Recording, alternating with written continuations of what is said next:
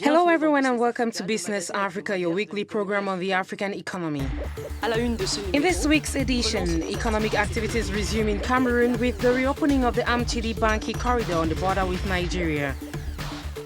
Free trade agreements between East Africa and China. Kenya signals a huge trade imbalance in favor of the Asian economic giant. Agribusiness and organic agriculture. A Benino-Nigerian NGO encourages young people to embrace agriculture with basic agri-techniques.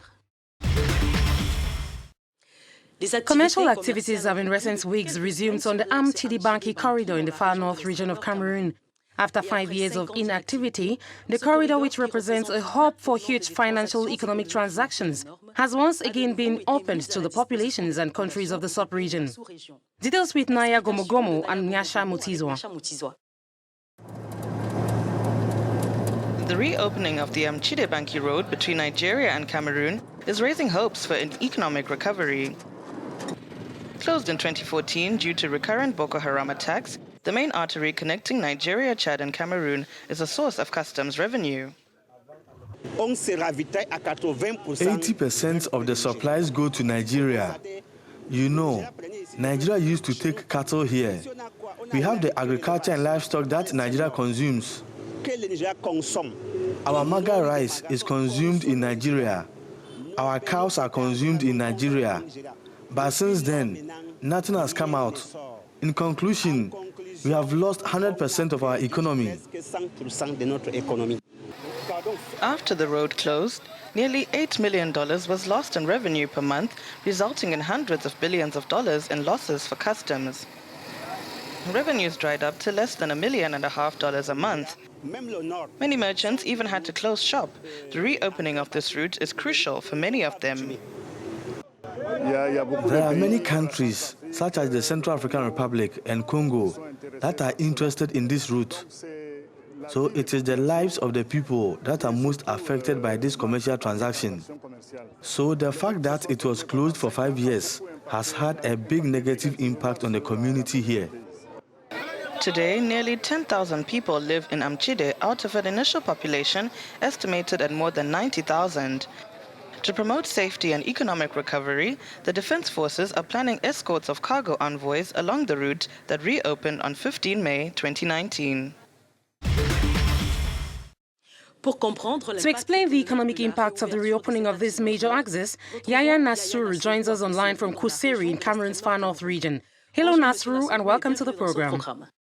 Bonjour. Hello, Mom, and thank you for having me. Merci de me recevoir. Why is the reopening of this axis crucial for the sub-region? The reopening of the Banki-Amchidé axis is a key operation in the resumption of activities in the sub-region. Up until now, Banki was a kind of microeconomic ecosystem where there was an interesting volume of exchange. And there were many goods that passed through there to go to Chad or enter into Cameroon in the far north region. So, a very large volume of goods. A lot of trucks go through this area. For example, livestock and some cereals are transported to Nigeria through this route.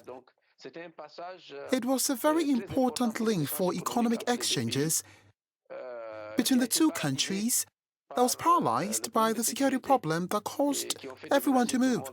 And what could be the immediate benefits for the sub-regional economy?